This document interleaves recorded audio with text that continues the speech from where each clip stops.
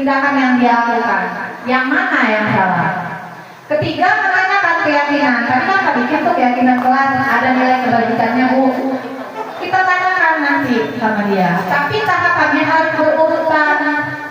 Yang pertama kita stabilin dulu, jangan yang dari nomor 3. Karena kan anak tuh masih kesel tuh emosi dia. Langsung kita tanya, kamu ingat keyakinan kelas kita apa? Belum stabil. Biasanya kan nggak terkontrol ya. Next beda. Pertama kita stabilkan identitasnya dulu, panggil ya. Oh jangan bully nih. Nah, itu video biasa ya teman-teman ya.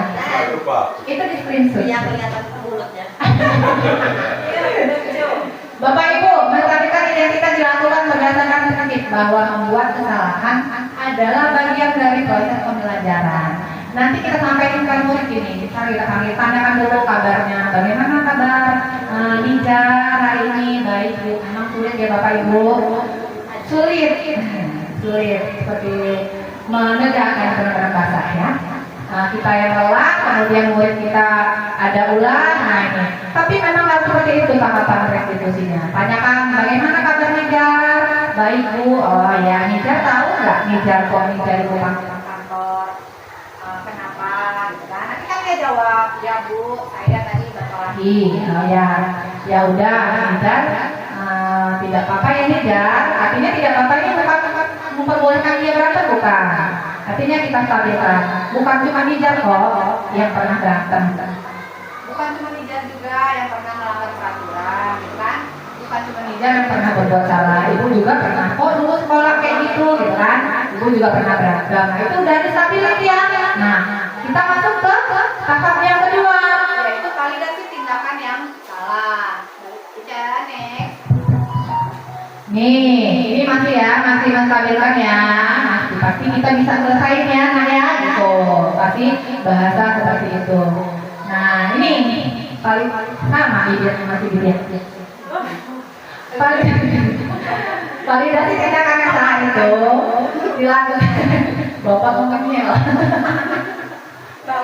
Berdasarkan prinsip bahwa setiap perilaku itu berupaya memenuhi kebutuhan dasar yang tadi yang sudah kita bahas, 5 kebutuhan dasar ya.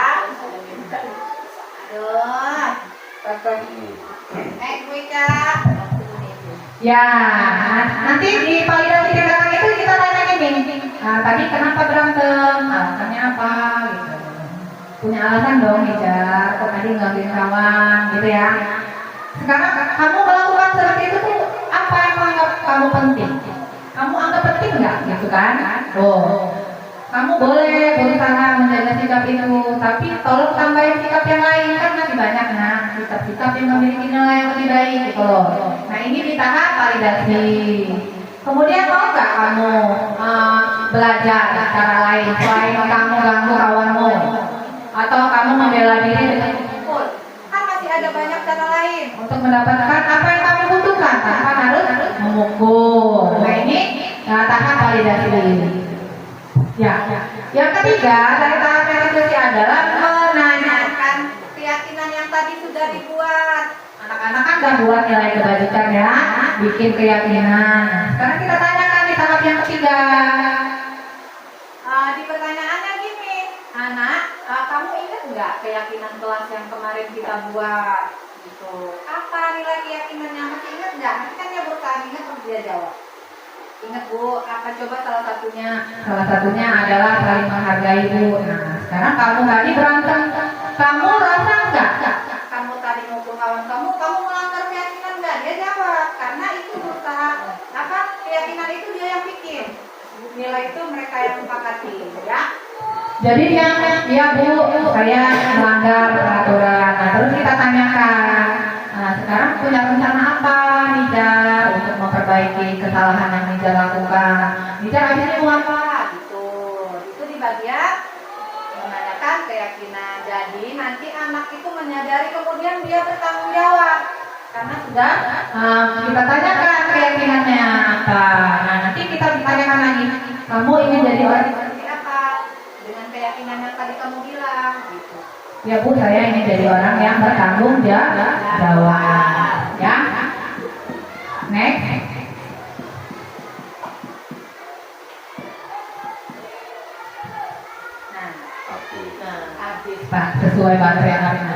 Jadi Bapak Ibu, materinya tadi sudah habis. Nah, kan sekarang kalau ada yang mau sharing mengenai segitiga restitusi, 5 pembunuh kontrol, kemudian keyakinan kelas, saya persilakan. Ada yang ditanyakan atau ada yang ditambahkan, Mas dibuka sesinya monggo. Bu Ita, Bapak, orang nggak terlambat ya, yang dahulu. saya hidup. Ayo, Bu Ruli atau mungkin Bu Ita? Ya, silakan Bu. Oke, Ibu Evi, terima kasih sudah memberikan kesempatan untuk bertanya. Ini masalah validasi kesalahan anak itu tadi ya Bu. Di sini kan terutama di kelas saya ya.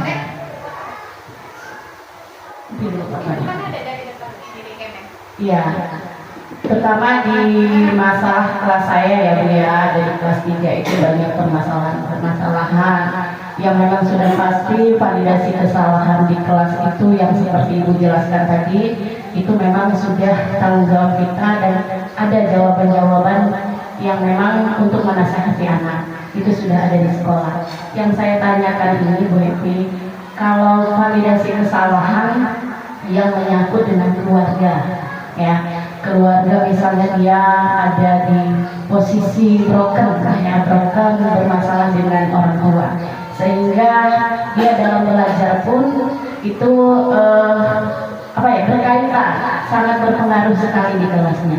Itu bagaimana caranya untuk menangani kasus hal tersebut, Ibu? Terima kasih. Itu aja kali ya.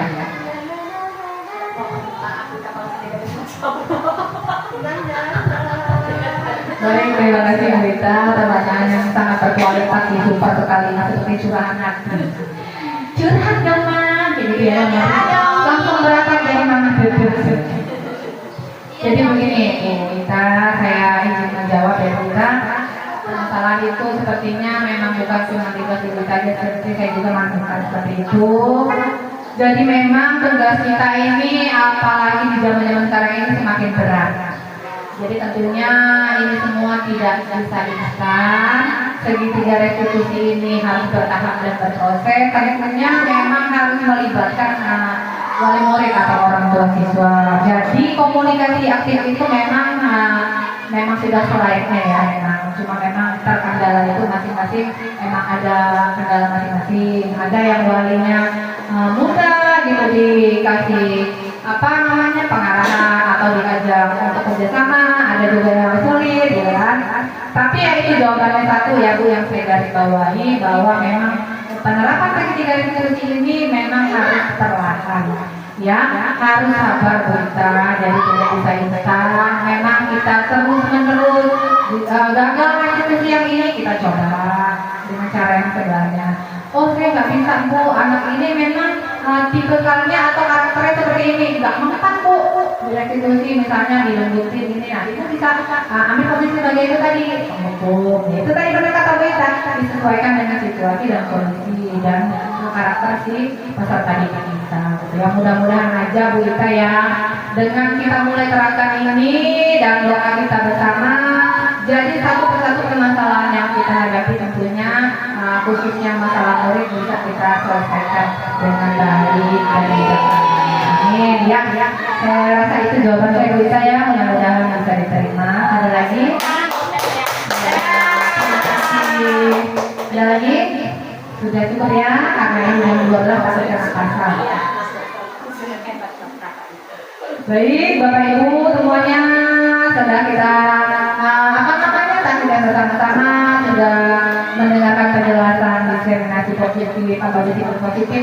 Semoga disiplin positif yang nanti kita terapkan bersama-sama mulai dari kelas kita masing-masing dapat menjadi sebuah budaya positif di sekolahan kita yang tercinta ini. Mari kita bergerak, semoga cepat tergerak ya, dan menggerakkan ya, lekas tergerak, bergerak dan menggerakkan. Salam guru penggerak ibu dan bapak-bapak yang hebat. Terima kasih atas perhatiannya. Mohon maaf atas segala kesalahan. Kepada Allah saya mohon ampun. Saya akhiri bila taufiq wal hidayah. Wassalamualaikum warahmatullahi wabarakatuh.